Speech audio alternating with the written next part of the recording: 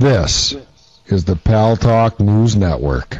The views expressed are solely those of the speaker and not necessarily those of paltalk.com, AVN Software, or its advertisers.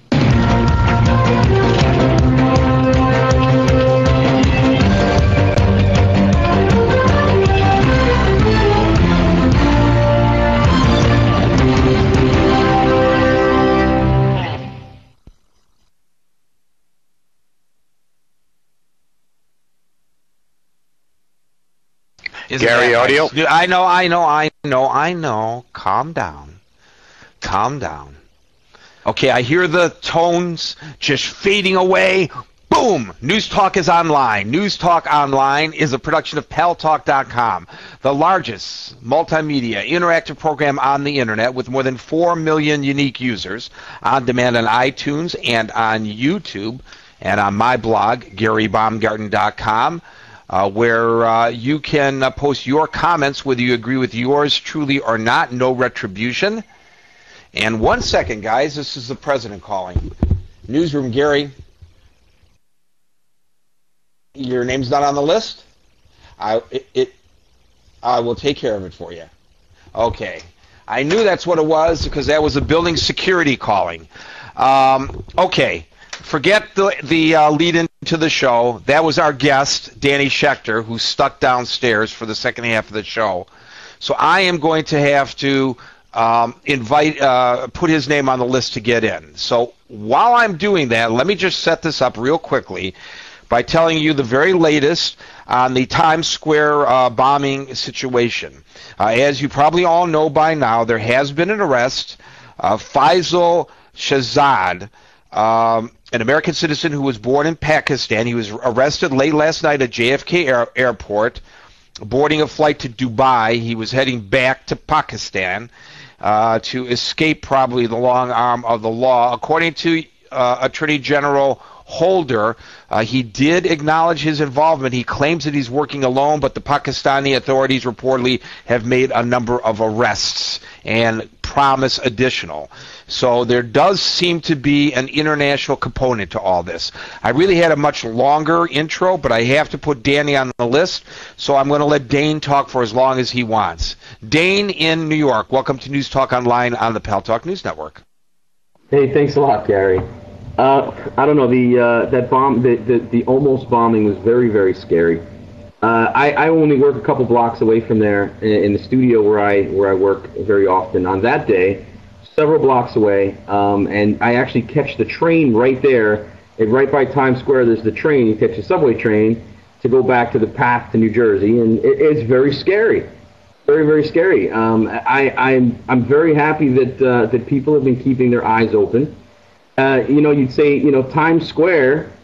There's a lot of cameras there. We're lucky to have diligent, people that are watching these things. And if it wasn't for that, it really could have been a disaster. And another quick thing I wanted to say to you, Gary, was they're saying potentially the damage could have been a radius of about 8 city blocks from the damage from that truck. It's crazy. It's absolutely insane, and it definitely is something that woke me up, because I just went through there during that day to catch the subway. So it's scary. Well, here's the thing. We've become very complacent, and it's this kind of soft target kind of terrorism that could really cause actually more economic ruin than even a big attack like September the 11th, because then people become afraid to walk down the street, to go to the store, to go to work even.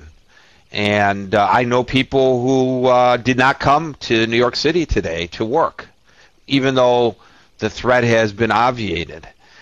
I'll tell you an incident that happened to me the other day. I'm walking along 34th Street with a coworker, and there was a backpack that had been left at the side of a newsstand.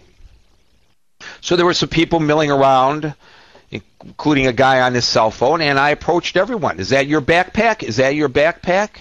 I even interrupted the guy on the phone. He was, put off that I would dare to talk to him while he was on the phone. Is that your backpack? No. So then I kicked it to see whether it was an empty backpack or not. And I figured if it was really heavy, then we had a problem.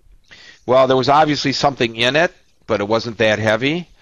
So I saw that across from the newsstand, the manager and one of his salespeople for the store right there were standing outside having a smoke. So I went and I reported it to them because I figured, you know what, they'll dial 911. It's threatening his store. The front of all the stores are glass. You don't want a bomb to go off. Nobody took any action. I really should have picked up the phone at that point and called 911, although, as you all have heard perhaps, if you were here that day, the last time I did that on 34th, the 911 operator said she was confused. But, I mean, if you see something, say something. And, the vendors who notified this, there was a vendor out there on Times Square who saw this suspicious vehicle and reported the smoke coming out of it to the cops. He's being heralded as a hero. He's not a hero. He's a citizen who did what we are all supposed to do when we see these kinds of things. But here's the thing about this case. There are some preliminary indications coming out of Pakistan that this suspect, who has acknowledged his involvement, according to U.S. Attorney General Eric Holder, he apparently underwent some kind of training in Pakistan. Now, if he underwent some kind of training in Pakistan, this is not something that he did on his own. He obviously had others that were working with him.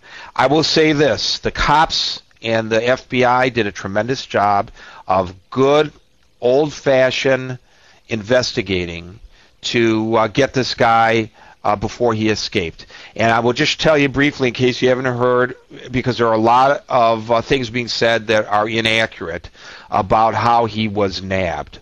The car he had purchased with cash, and the transfer of the vehicle was never registered with the state, and the license plate on the vehicle did not match the vehicle, and he had removed the vehicle identification number from the dashboard of the car, but VIN numbers are hidden all over cars. So what they did was they recovered the VIN number from the engine block, from the bottom of the engine block, and they tracked that down to the seller of the car, the previous owner.